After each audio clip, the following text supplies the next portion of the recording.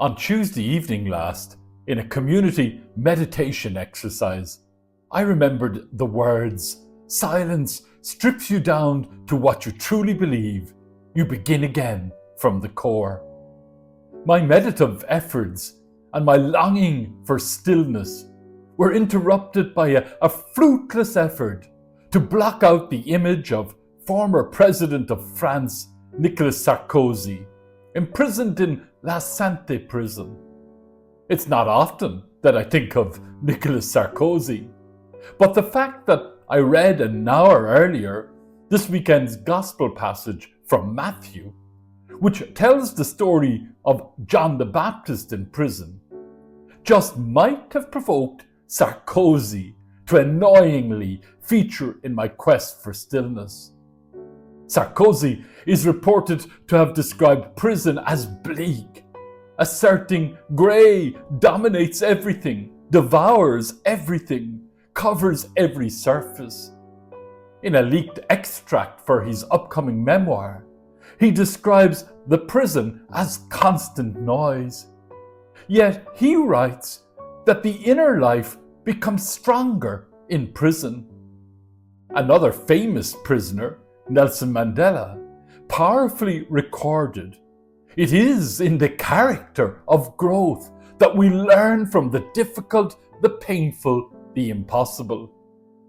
Advent is addressed to the desert places of our lives, the dry, unyielding, unpromising stretches of heart or circumstance where we think nothing can grow. Yet Isaiah in the first reading insists these very places will burst into bloom. Spiritual writer Janet Morley writes, "Advent is about the impossible coming to life, quietly, stubbornly, like a child growing in the womb." This week, teen disability activist Cara Darmody bravely began a 50-hour protest outside the Irish Parliament in the middle of a storm to campaign for the rights of children seeking an assessment of needs. Other disability activists gathered to hammer home the message about the daunting challenges faced by people with disability in Ireland. Advent is the time of year when faith seeks to touch our hearts, to imagine that something new is coming to birth in ourselves.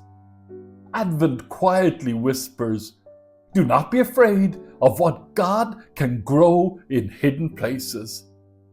Isaiah offers us stunning sustenance for our Advent journey, promising that joy will overtake us. Psalm 146, pivotal to the joyful expectation of this weekend's liturgy, is an extraordinary song, born from the ground. It is not lofty theology or poetic escape. It is the prayer of someone who has lived enough life, seen enough trouble, and felt enough disappointment to say with conviction, "Do not put your trust in princesses, in whom there is no help." Instead, Psalm 146 sings, "Stop running after everything that cannot save you. Anchor your hope in the one who keeps faith forever." This Advent, it is good to stand with people who confront disability daily. Advent invites us to deepen our longing for light, the inner desire of peace, and the faces of those we love, and to attend to those whose cupboards are empty. Advent 2025 is a time to stand with those who struggle with disabilities. The letter of St. James, our second reading, invites us to think of the farmer waiting patiently for the harvest. James essentially reasons that we wait because we believe something good is coming. Advent invites us not just to wait for joy, but to cultivate joy and change through laughter, shared stories, mutual care, and moments of grace. Joy and laughter are not just the fruit of good times, but the grace that sustains us through the hard times.